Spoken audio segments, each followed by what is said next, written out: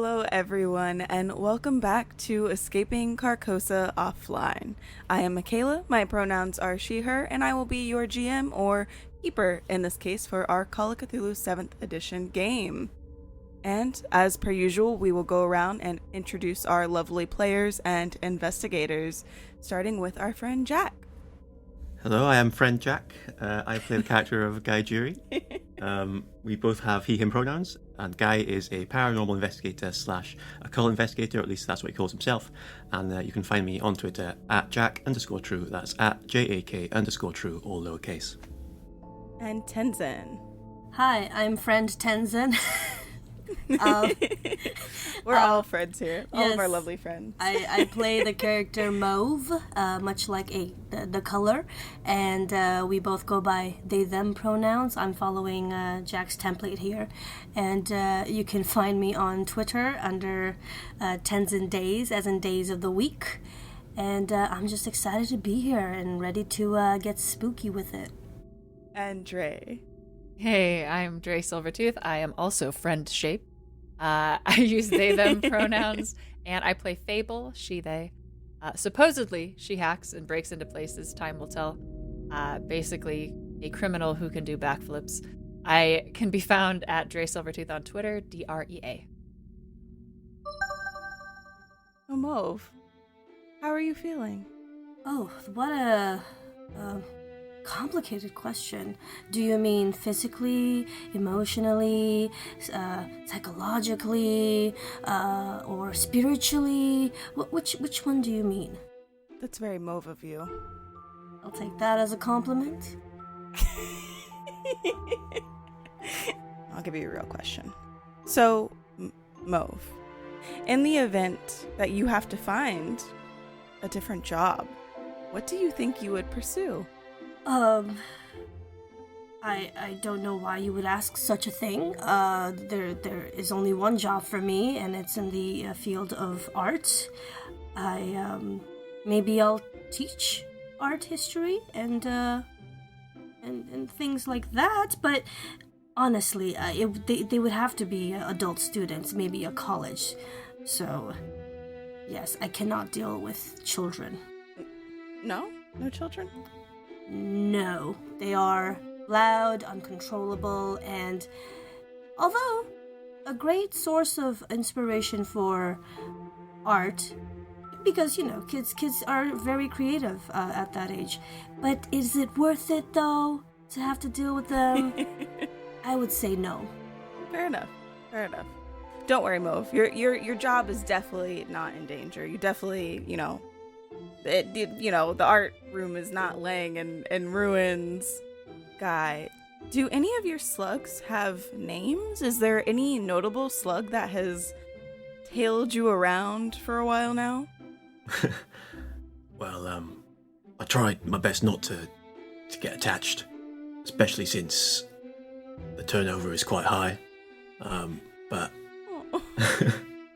there is one that always seems to be next to my pillow, but not on my pillow, that seems to have the same sort of markings on its shell. And I find that quite respectful. So I suppose I should come up with a name for that one, even though it might actually just be dead. And that's why it's always there. But I'll get back to you. I'll come up with a name for my pillow slug. Perfect. But for now, pillow slug. Pillow slug. I like it. And Fable, what is an important belonging of yours? Well, weird voice in my head asking me about my belongings.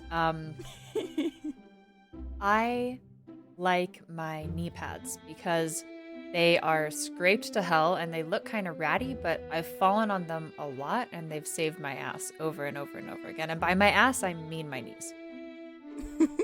Or both. Probably both.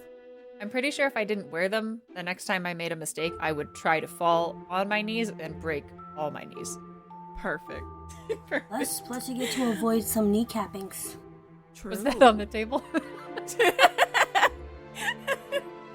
I was a parkour pro once, and then I took an arrow to the knee. Oh no, I took a move to the knee. Oh, goodness. last time, Mauve did meet a lovely librarian as our investigators made their way to continue their research on the strange happenings in the world around them, as well as those surrounding the game Carcosa Online. The things are looking pretty grim as it stands right now for the players trapped inside of the game. Mauve found themselves among a vast library, the Seattle Public Library, where they were able to divulge a little more knowledge on the Hastur that they had read about in previous literature, specifically a visage of the aforementioned Hastur. Although the image was rather incomplete, it still spooked our investigator quite a bit. Meanwhile, Guy and Fable took a nice stroll and gathered some flowers, only before stopping at a literal pink door to grab some impressive grub and an even more impressive bolster to their arsenal. And we return to Mauve, who was left sitting in front of this image of Hastur, although incomplete, still very jarring. The cracks in the walls and the walls around you themselves feeling like they are colliding in on you almost as you make this revelation.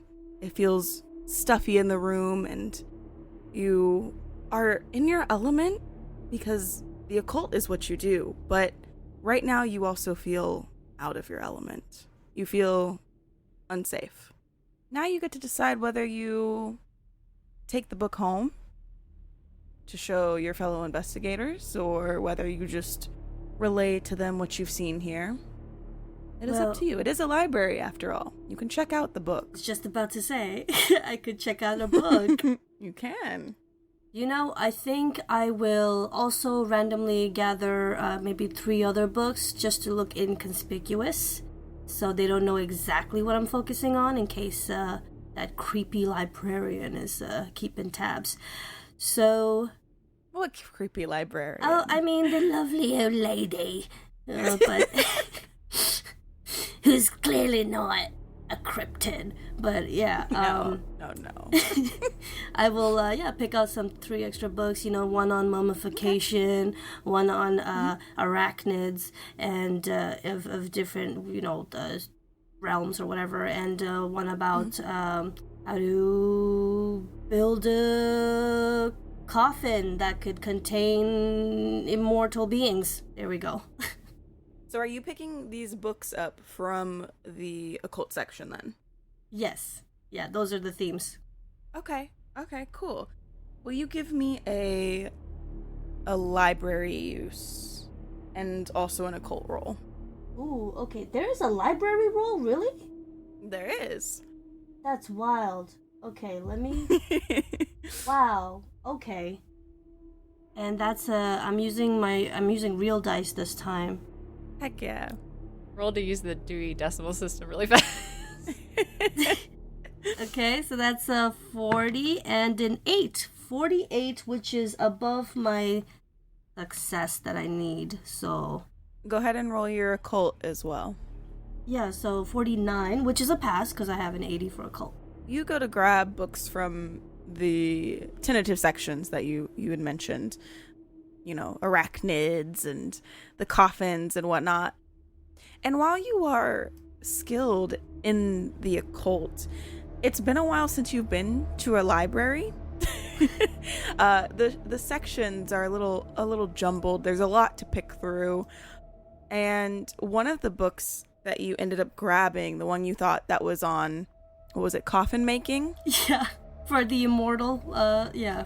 The highly specific coffin book. Yeah. Instead, you grab coffins and where to find them. Vampire hunting. Encyclopedia. Yeah. Ooh, not bad, not bad. Yeah, so it's not quite what you were looking for, but still in the same wheelhouse. Mm-hmm. Yeah. You are good to make your way to go check out your books if you would like. You've got yourself registered with a new library card now. So it shouldn't be any issue. You would think so. I feel like she would find a way to delay me. Did you put your real address on your library card? Of course I did. Rookie mistake. They just wanted to get the sign-up process over with. Yeah. I definitely don't want to hang around in this spot any longer, so Fair enough. rush my way back upstairs for sure and get ready to sign them out. Sounds good. Yeah. You make your way back up those yellow stairs, away from the cracked walls and eerie feeling surrounding you. You're still feeling pretty unsettled though. You're walking with a good bit of pep in your step. And you make your way back to the front desk where your friend is waiting for you, along with a few other individuals up at the front helping other guests. And it's like she was waiting for you. She kind of waves at you, sees you walking towards her in the distance. It's like, oh, you're ready to check out then, dear? I nod. I don't even want to, speak to her. Did you find what you were looking for? I nod again. Ah, okay. And, She taps her fingers on the desk. Okay. Well, if I can just, see that fresh new library card I gave you not too long ago, and the books you're picking out? I take out the card and the books and place them... He's just not speaking to her. I'm just... What if this is just a nice little lady who works at the library? Oh, wait, no, and she's we're not. all being super mean to this little lady who just volunteers at her public library. Hey, my character is still very unsettled, okay? This is a character choice. So she scans in your library card and starts scanning the books and getting, stamping the little pieces of paper that put in the front. So that way you have all the return dates, and she's reading the options that you had picked. These are some interesting choices. Okay. You do some interesting research, don't you? I nod again. Oh, giving me the silent treatment, are we? After all the help I gave? Alrighty then. Not the guilt trip. Oh my god. Fine. I'll speak and I'll say, no. I'm writing a fictional story and I need these for that. Oh, fictional. Mm-hmm. Yes. Well, no worries. If you would prefer not to talk, if you would, just like to finish this little transaction, that's all fine. She continues stamping the books, and that'll be it. And she goes to hand you your books. I take it. I try not to have our hands touch, obviously. Do my best. These are big books, so it would be quite a task. And she waves to you. She goes, okay, well, have a good day. Be safe. You too. Bye. And if you'll just roll me a listen on your way out. I was waiting for the listen. Oh, okay, no, that's an immediate fail. I'm not even gonna roll the other thing. It's a 90. So I needed under 30 for that. Oh no.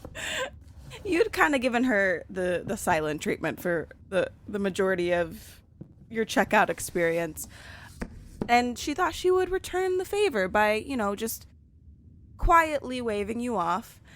However, she has a very beautiful hairstyle, a beautiful bun donned atop her head, and you swear you hear it make noises as you turn away from her. Nope, didn't hear anything, didn't see anything, just gonna keep walking.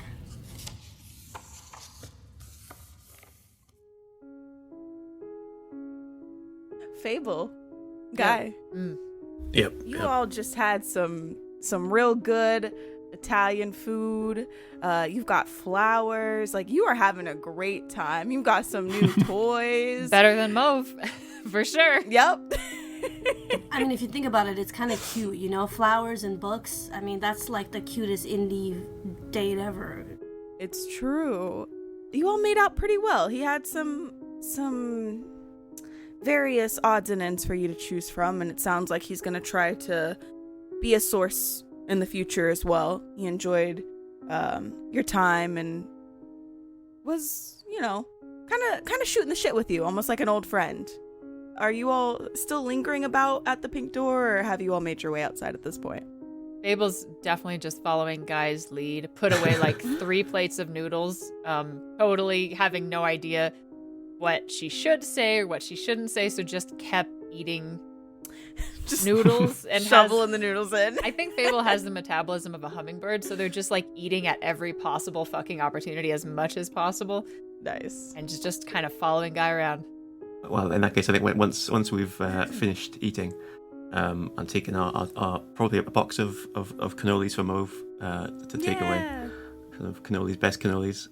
Noodles and dahlias. I suppose we head out. I need to go back to where I live to get some stuff, including a burner phone for you. Do you want to come with me, or do you want to go meet up with Mauve? Saying I need to go back to where I live with a weird pause certainly makes it sound like you live in I don't even know where to go with the sentence, because honestly with you, there's nothing I could say that isn't feasible. But I mean, yeah, I guess I can go get Mauve. Well, all right then. Be safe. Where do you want to meet up later? Back at Gale's or somewhere else? Well, Mauve did some research, and I think we got weapons. Fable drops her voice. Weapons.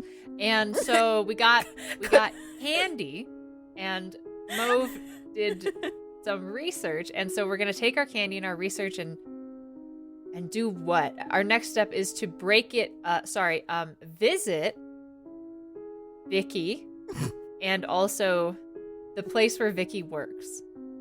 Is it evening yet? Yeah, it's probably about 5 p.m. Okay. So I think Fable just like looks around at the sky and says, "It's getting to be visiting hours, don't you think?" Probably. So shall we meet up at Gale's, but ready to leave straight away?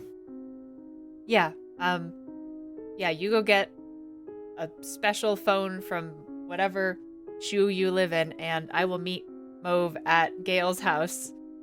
Honestly, it's not that different from a shoe, but I'm really worried about you. I would say you could come stay at my place, but I don't even want to stay at my place. So. No, I'm good. I've got a good setup. You can come. I'm not stopping you from coming, but there's really no need. Okay. All right. Well, I will go meet up with Mauve and meet you at Gale's, yeah? All right. See you at Gale's in 2 hours, maybe an hour. All right. Sounds good.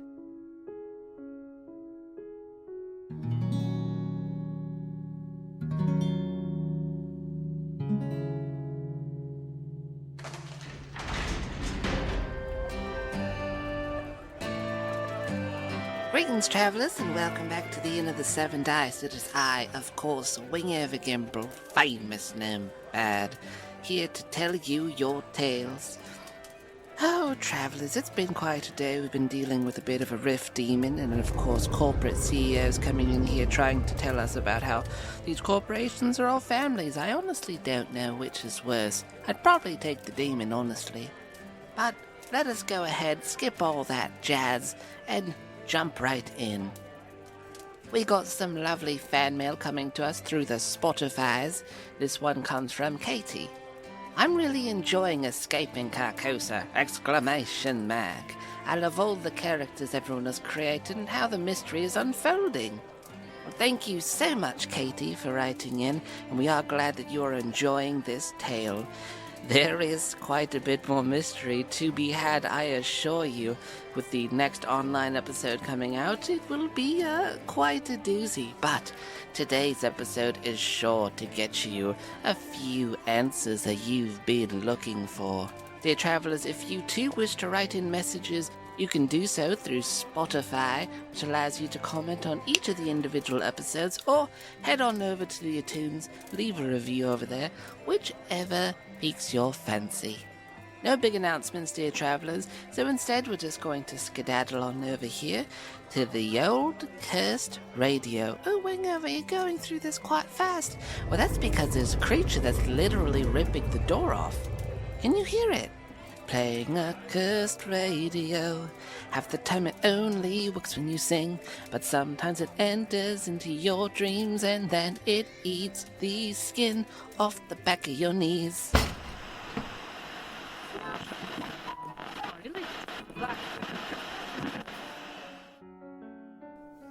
Hi, I'm Emily, and I've lived my whole life being absolutely average. We're talking cat-owning, small apartment in the city, normal human being. That is until recently. Now I'm being told that not only am I not normal, I'm not even human. I'm something called an anomaly, chaos incarnate. And I might be the cause of the end of humanity. Follow along as I discover who my friends are, who is trying to manipulate me, and who is trying to kill me before I ravage this world.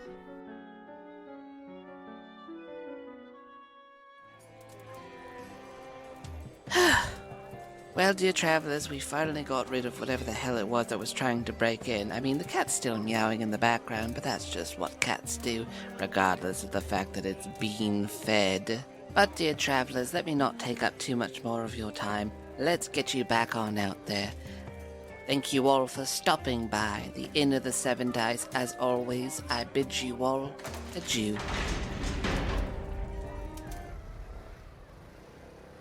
As you all are finishing up your tentative plans for the evening, you're in kind of a back alley sort of situation of Pike's Place.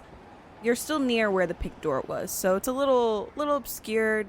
There's a lot of older road likeness around you that resonates. It's a very echoey part of the area. And you hear clicking, almost like the clicking of heels coming towards both of you, but very measured, very slowly. It's not like someone walking at a normal pace. It's more of a tick. And there's a figure approaching your general direction. I think the last person we saw wearing heels was Victoria Highland. So Fable crosses her arms and waits to see if it's the harpy herself. A harpy. If you'll both roll me a spot hidden. 34 out of 65. 21 out of 40. Also not quite half. I was going to say. We perceive the exact same amount. Identically. You really do. You really do. So you are both darting your eyes in this general direction because clearly whatever or whoever is coming towards you is coming directly towards you. You see this figure. At this point, they've gotten closer. You definitely see heels, but in front of them, you see what looks like not one, not two, but at this point, an acclimated small army of slugs. And Victoria Highland following behind them, slowly, grunting. That's phenomenal. And mumbling to herself, gotta follow a slug. And now there's more of them every hour. There's more of them. Which one am I supposed to follow? I guess all of them, because they're all going in the same direction. What the hell is this? Well, this is concerning. And I love this. it takes a while to actually arrive in front of you two. But before you stand, after following a small group of slugs and snails, Victoria Highland, who kind of is crouched over in a rather awkward demeanor. It's likely she's been following the slugs for a good while. I have a question. What do you call a group of slugs? You know how you have like a murder of crows? Everybody immediately starts Googling. Goggling. A cornucopia. Oh, cute. A cornucopia of slugs. Yes, Victoria Highland graces your presence following a cornucopia of slugs.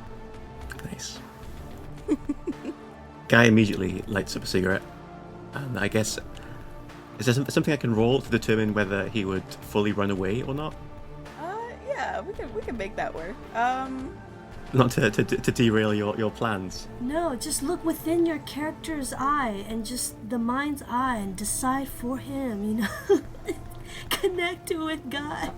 Well, I think it's full 50-50 as to whether or not he would panic and run away. Just roll a flat D100. Under 50 you run, over 50 you stay. Perfect. I'm cool with that. Okie doke. So it's a 40. Guy turns on his heel. Oh, no you fucking don't. Fable grabs you by the arm. Fable, please. Hey, you know, Vicky, if you put reins on those bad boys, you could probably just, like, mush and get where you're going way faster. I don't think that's how slugs work. I've been following them for a very long time on the advice of Guy here, who said, here's a slug. You'll know what to do. And I had to feed a slug and keep it alive for a day in a, Tupperware container. Not a great environment for a slug, I don't think, but apparently he knew what he was talking about, because now there's more than one slug, and I'm here. And you're here, Guy. We were in the restaurant too long. Vix, hello. How are you? Fancy seeing you here. I've been better. You blackmailed me. You said that we had to, Wow. to talk. This is awkward even for me. I'm feeling very third wieldy, so I'm just going to walk backwards slowly and put my fingers in the ear. Nope, put my fingers in my ears. Yep, not the ear, the scary concept of one Just ear. one ear. But I wouldn't put it past the universe at this point. Fingers in my ears, la la la la. I'll just practice my... Guy looks at you so pleadingly, as like What? just don't. He's holding onto your arm. Okay, Fable goes back to back with Guy, but puts her fingers in her ears and goes la la la la la la la la la la. I don't need to hear this. La la la la la la la la la. I wasn't expecting to see you so soon. I didn't know how long the slug would stay alive. I don't really know how to... I don't really do pets. La la la la la la la la.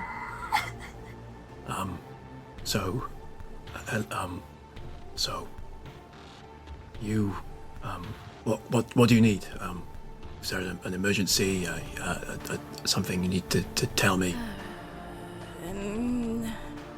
Not particularly, but I mean, it's... knowing you probably already know a lot about what's going on. Talking about Carcosa. Of course. You know that people are dying. Like, for real. Dying, right? I know that. Me too. Oh, sorry. La la la la la la la la. Maybe you can tell me what you know about that. I know what I know about that, but maybe you can tell me finally what you know about that without any other one else, without any outside ears listening. Yeah, that's kind of the issue.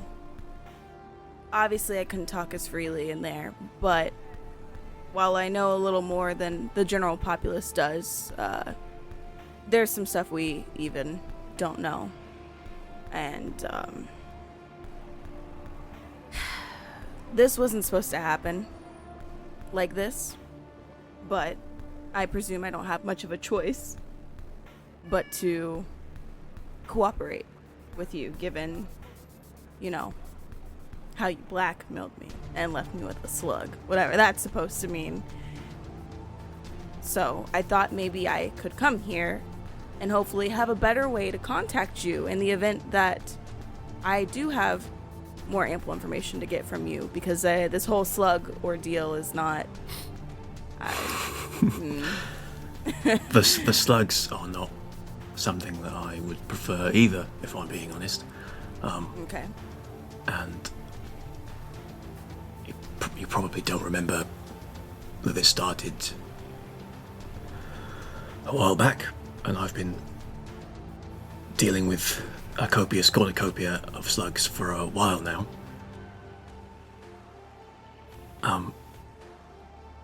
And the guy, as part finished that cigarette, lights a new one. And it's worth noting that when Victoria knew Guy, he didn't smoke. Like, this is a new thing.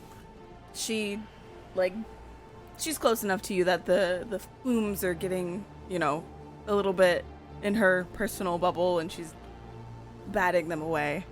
Fable reaches around, la la la la la la la, and grabs your cigarette and throws it. Stop that, la la la la la la. He starts biting his fingernails instead. Oh no. As he stands there. And goes, I am going to where I live to get a burner phone for Fable here. If you want to, you can come with me and we can talk. La? La la la la la. I'm so sad Mauve's not there for all this. Fable slides a piece of gum into Guy's hand. And can I attempt something when Fable does that? Yes. Guy will slip like a note to Fable, and that note will have Victoria's address on it. Yeah.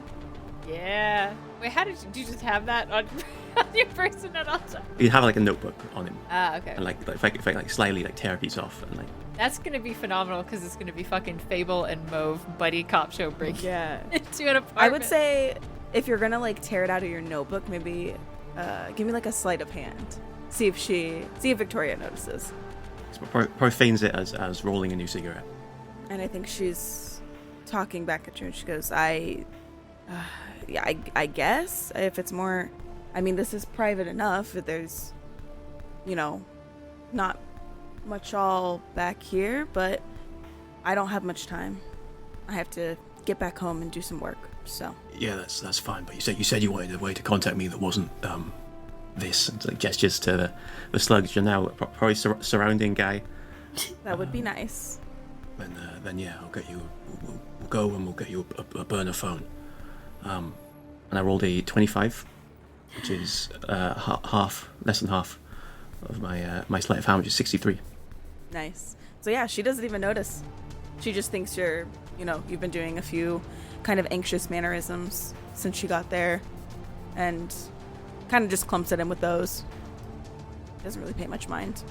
I think she's too focused on her surroundings. This is not generally her scene, and she feels a little bit awkward being here, sneaking around. All right then. Let's go. And Fable, be careful by yourself. Yeah, I got plans for the evening, so don't stay up too late, kids. And Victoria just is furrowing her brow and rubbing her temples. Like, oh my goodness. I am strictly here because I have to be.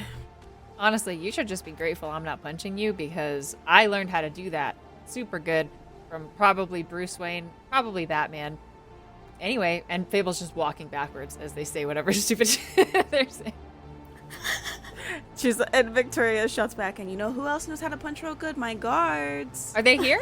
Did you bring them? Then maybe you don't talk shit, huh? Bye! I love that the Bruce you chose was fucking Wayne and not Lee, with the, known for punching. That was an unbelievably wasted opportunity you're talking about. Yeah, Batman. I can punch like Batman. An insult to our actual sensei, Coach Bro. It's true. It's true. Sorry, Coach Bro. Listen. Oh my god. He would be so proud. Wayne just directed us there, so if anything, Well, Wayne is just a student of Coach Bro. But see, if you Google Batman, you're not gonna find the dude who hangs out at the bar. But if you Google Coach Bro, you may actually find Coach Bro. I can't believe she followed a snail trail. I loved that. That was a beautiful. She didn't have much of a choice. That's all So Guy. funny. Fan artists, this is a golden opportunity to draw this absolute snack of a woman following 50 slugs. Oh my gosh. So, Fable, you go on your merry way. Guy, or I guess out of character for a moment, do you have an idea of like maybe what area Victoria might live in? Yes, I did have a thing in my notes here that I got from the other player. I bet it has a pool. In Seattle, they do have basements. Medina is what I've got as here. It's the rich neighborhood across Lake Washington in Seattle. So, Guy, you and Victoria are making your way with a. I imagine the slugs are continuing to follow you, because that's just the nature. I think we're probably going a bit faster than the slugs. Yeah. But they'll catch up at some point. They're on their way. Yeah. You'll have a few extra slugs at your unit. Yeah, this raises an interesting question for Guy as to whether the slugs follow him or whether they know where he's going to be. God. You don't know which is worse. Oh God. Which is worse? Like if you got on a plane and you flew across the country, would there be a second plane full of slugs going after your flight? Like, would they get on the next flight? They're tiny suitcases. Or worse, would they have already been on the previous flight when I booked the ticket? They're one step ahead of you. They have to be because they're slower. Are they waiting at the new airport for you? Or Yeah, with the board sign up that says like guy? guy. Oh my gosh. Does Jeff Bezos live in Medina, Washington? Is this why his... Oh no. Wait, really? I pulled up Medina, Seattle, and the first image is Jeff Bezos, and it's a picture of a house with a huge front yard. Okay, Fable vandalizes his house really fast on the way to just to break into Victoria Highlands Place. I write butts all over his window. Wherever it is, it's apparently a place with a penthouse. Is the Victoria owns a penthouse. So, Guy, it's been not quite a full day, but it's been a while since you've been to your place. You've kind of been all around town and hanging out with the other investigators. How did you last leave your humble abode? Well, I think he always shutters it up and like puts the padlock on. And yeah, that's how it is to get in. He just has to go through the gate to the storage unit place. Right. And then just go down a few rows of storage units to get to his one, which is quite a large unit, inconspicuous other than probably all the dead slugs around the door. It's like a metal door that raises up like a garage door. Gotcha. Okay. Yeah, so you all make your way to this storage facility, and Victoria's like, why didn't you say that we're going to your place? I don't understand. Why are we I said we were going to where I live, and this is where I live. at a storage facility? Like, you own the facility and you live here because you work here all the time? Sure. I feel like that's... I feel like you're being facetious. I am, and I definitely need you to tell me everything you know about Nostradamus that might be relevant. Well, I will keep an open mind, and... Okay. And yeah, Guy will lift up the storage unit inside. It's fairly neat considering there's a load of boxes piled up on the back wall. Everything's unlabeled, and there's just a mattress, like a single mattress, on the floor with a pillow, and a blanket, folded up on the mattress. And Guy, while he's talking, will be rifling through boxes. He seems to know where everything is, and he'll get a couple boxes of burner phones from one box. You have so many burner phones. There's probably just 2 or 3 boxes full Oh my of goodness. old phones that you found. Her eyes widen as you're going through and grabbing from this copious amount of existing burner phones. And he hands a box to Victoria and puts one on him to give to Fable later. Is this how I'm supposed to contact you then? Yep, they're all loaded up with the same number. How does that even... You know what? Don't ask, phones have changed. All the old numbers are different now. Okay, cool. Burner phones, that's what we're doing now. Oh my goodness. Fine. She has her purse with her and she tucks it away into her purse. Okay. is there anything else you wanted? I have some information, not much, and I still have to be careful what I say. I'm not the only one with a hand in this, and neither's Nostradamus. That's what I came to tell you. Well, I would like you to say as much as you can say, and then more. Tell me what you know. Guy, this is not how this works. And tell me, Victoria, how does it work? And she chuckles a little bit. Well, it certainly doesn't work the way that you want it to, because things never go well when they do. Yeah, he sort of starts pacing backwards and forwards. Just tell me what you came to say. You followed slugs all the way from, I'm supposing did. Nostradamus had HQ. There must be something important to say other than there's other fingers in the pie. I know there's other fucking fingers in the pie. I've seen some of the fingers. Yeah? Is that so? What about Nanoolutions? What about Toad Jam? Tell me about those. Fine. Toe Jam is, a new startup company. They're independent. They hate what we're doing. So I really don't have shit on them. All that I know is that they hate our guts and they're trying to undo what we've already done. Which, fine. They can try. We don't even know how to undo what we've done at this point. So, sure, we'll take all the help we can get. How about that? And as for Nanoolutions, they are frenemies. That's the best way I can put that.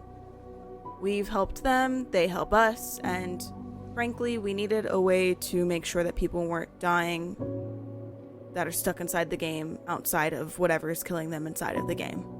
So, we didn't have many options, and they were able to get people into the hospitals the quickest and get them the care they needed. What do you know? What can't you tell me, and why can't you say it? What is it that's happening that you can't tell me, even though if you don't tell me, I'll ruin your career? Because there's developments in play, and if you stick your nose where it shouldn't be, it could ruin everything.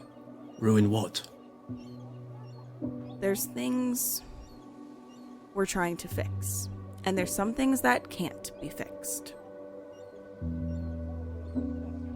However, right now it's kind of up in the air. That's not vague at all, is it? Wouldn't you know about being vague? I know I'm not the one working for a company that's probably killing thousands of people right now as we speak. Thousands? Dear, no.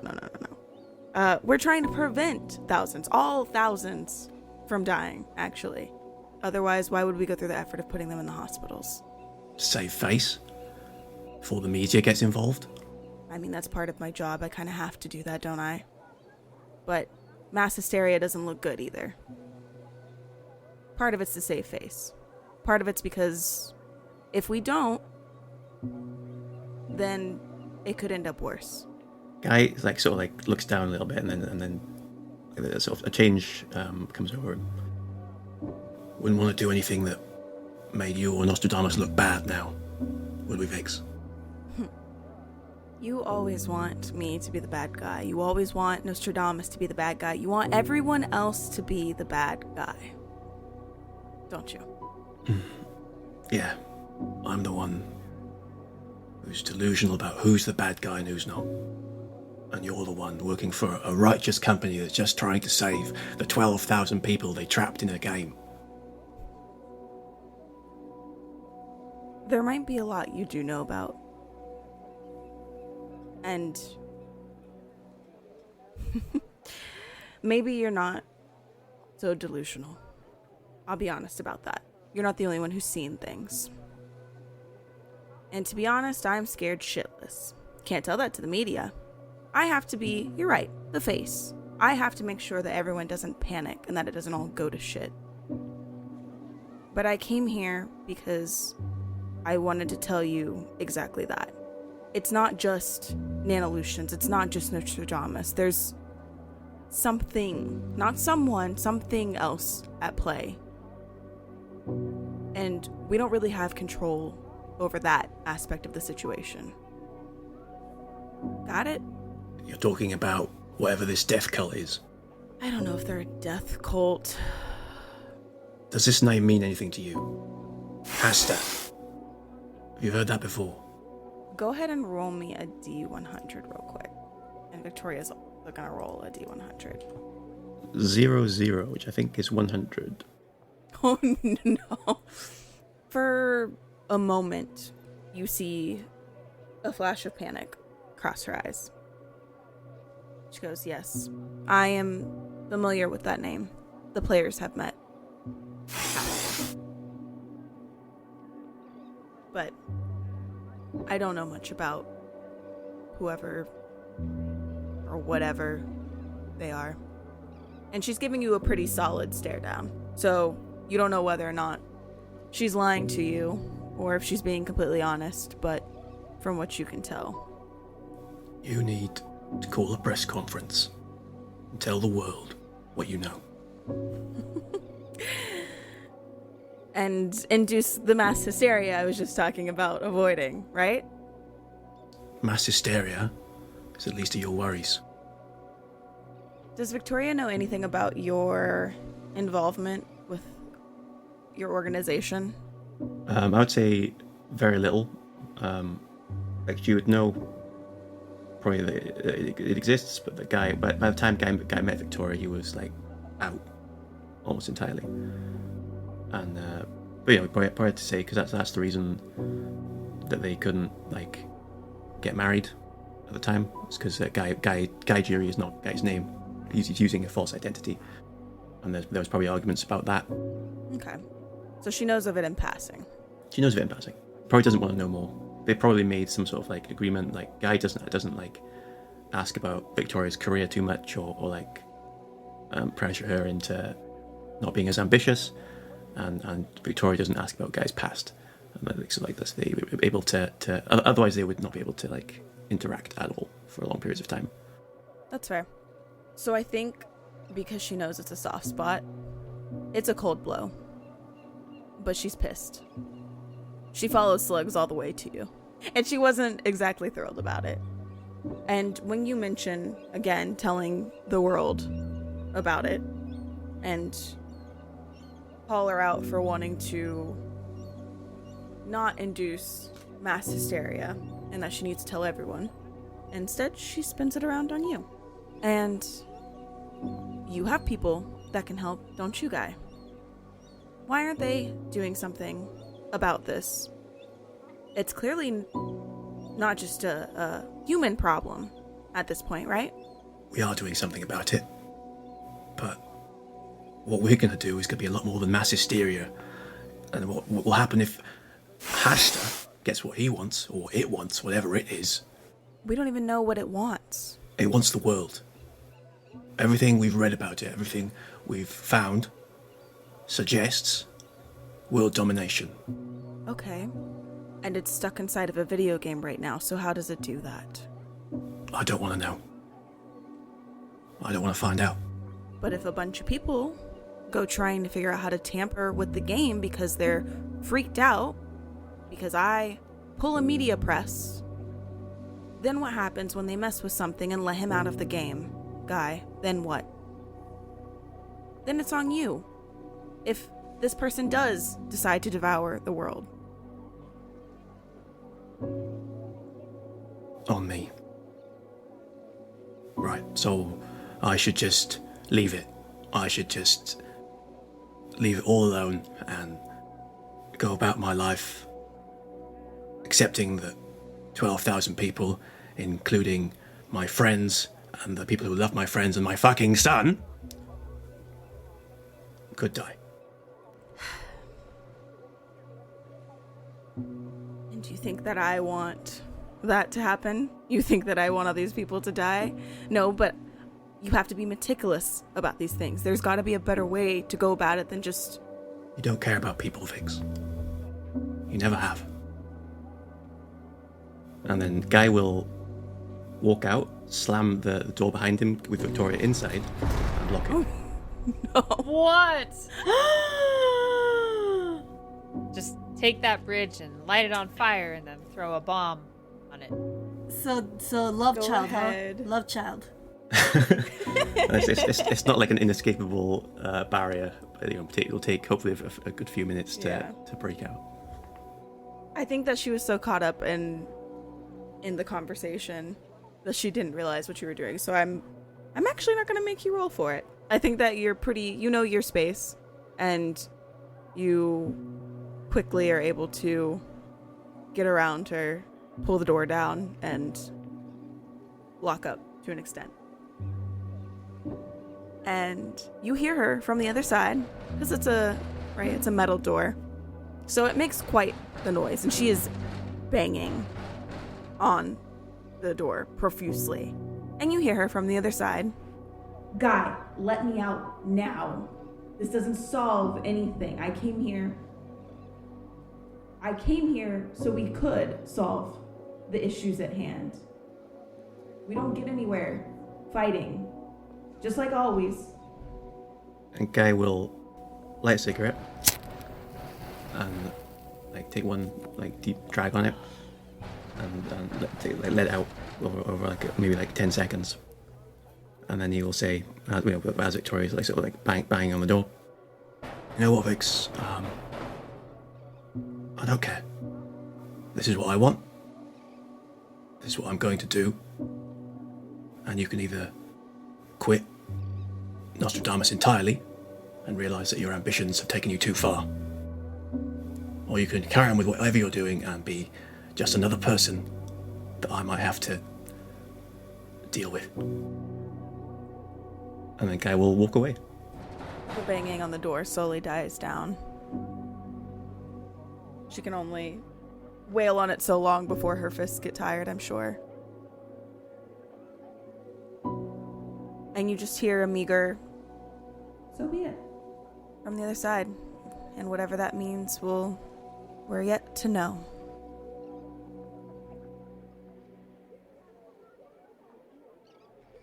Escaping Carcosa is brought to you by the Ballad of the Seven Dice Network. Follow us on Twitter, Facebook, and Instagram by searching Ballad of the Seven Dice. Supporting our Patreon helps us pay for the show, such as hosting, equipment, and additional content for you to enjoy. Our Patreon is Pay What You Want and contains behind-the-scenes updates, audio dramas, one-shots, and more. You can also head over to iTunes and Spotify and leave us a 5-star review. Every review helps us fight against the horrors of the algorithm. Until next time, dear travelers, keep an eye out for the yellow sign.